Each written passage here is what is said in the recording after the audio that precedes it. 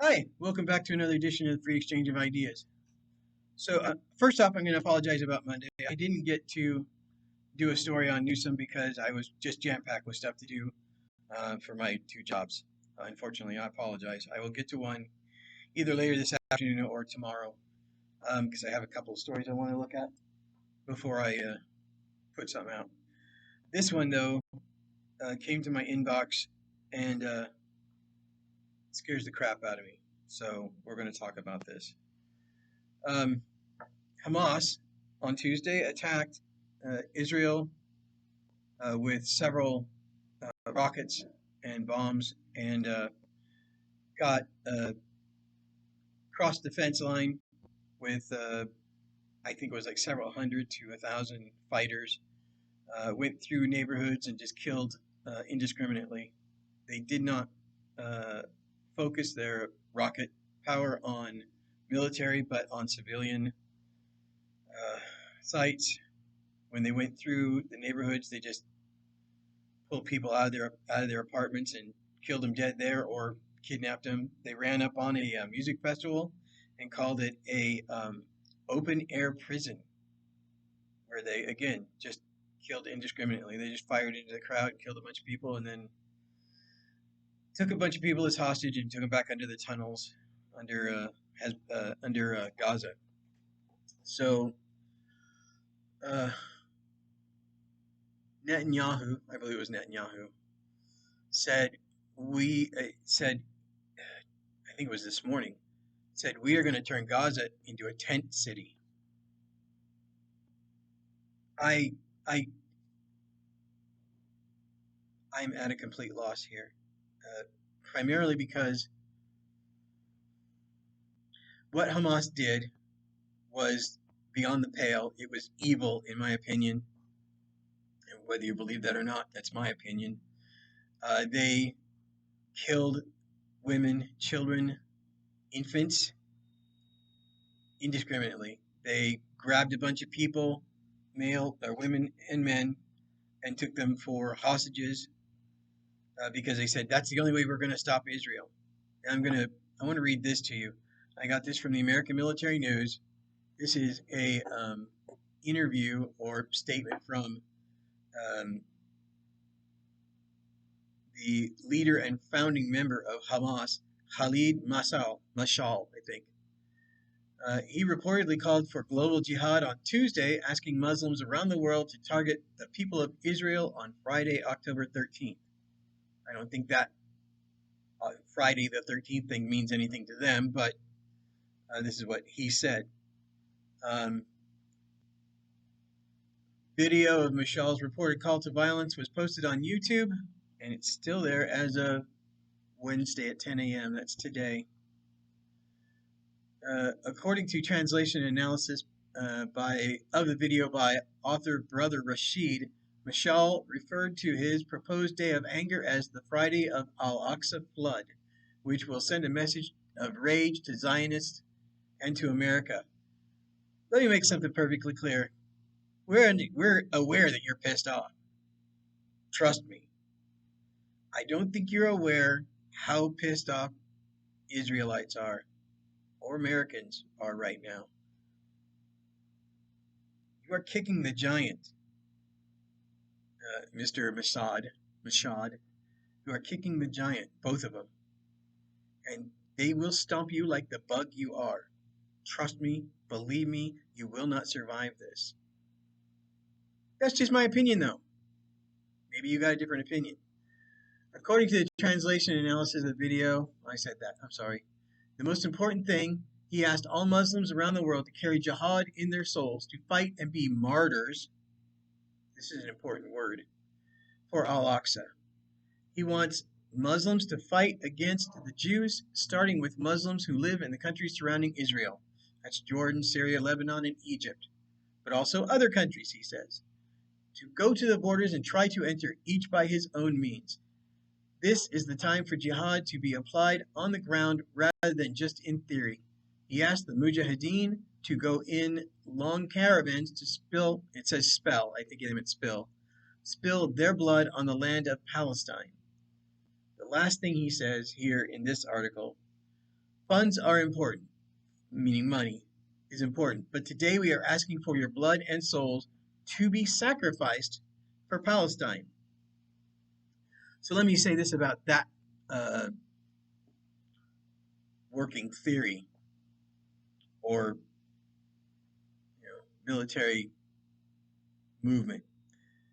There is in Palestine maybe 10,000 of you, maybe 10,000 of you that are actually dedicated to the cause of Hamas.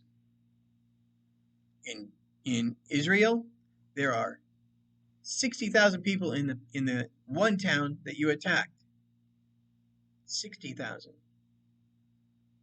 They just pulled up 300,000 reservists to hit the border. Netanyahu, who doesn't dick around, said, we are going to turn your town, Gaza, into a tent city. And they're already kind of in that area. They're very close to being finished with that area. They bombed the living crap out of it. It looks like London during the Blitzkrieg. Or during the Blitz, I'm sorry. It looks not like a city anymore. It's just rubble everywhere. My fear is that they didn't do the math, and Iran did. Iran said, here's some money, here's some equipment, go take these guys out. And so they did. They just, let's just jump ugly and see what happens. Well, as one of my other favorite YouTubers said, F around and find out. And I think they did. They effed around, and they gonna find out. Marines say, this gonna hurt, buddy. Gonna hurt bad.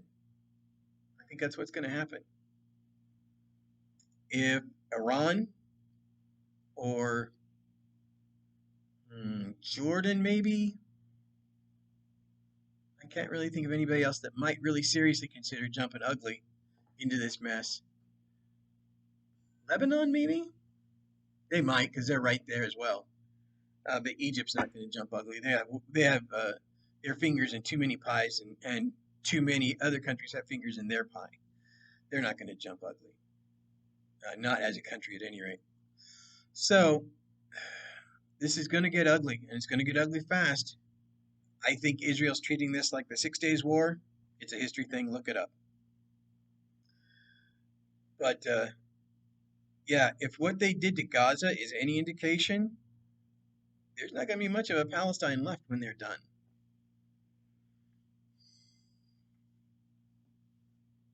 If at all. I honestly, I think their military and their leadership have definitely gone to the point where, nope, we don't care anymore. We're just going to turn your country into dust, and most of you with it, if not all.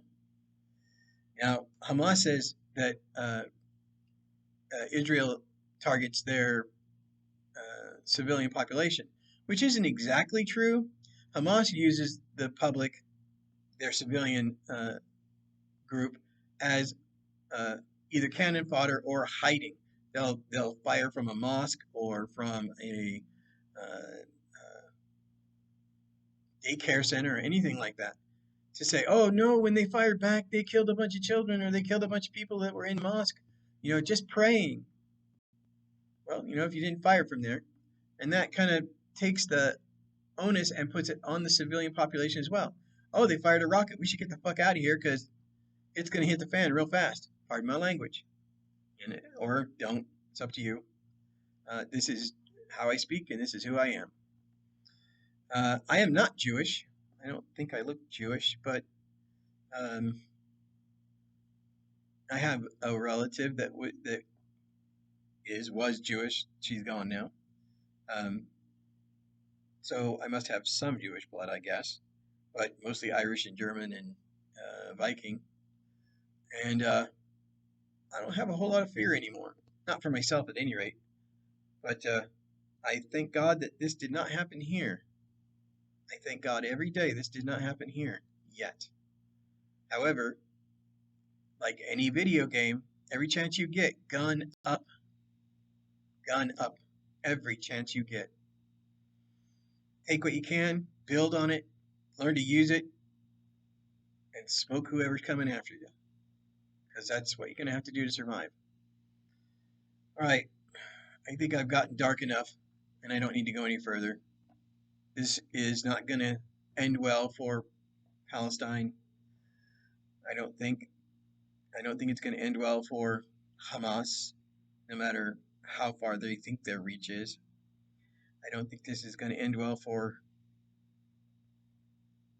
the region. I think the region is going to get banged up pretty good as well. That being said, even rabbits, even fluffy bunnies, have teeth and claws for a reason. Just ask Israel. They wanted peace. Now they're the fluffy bunny with teeth and claws. Live long, fight hard, win the day. See ya.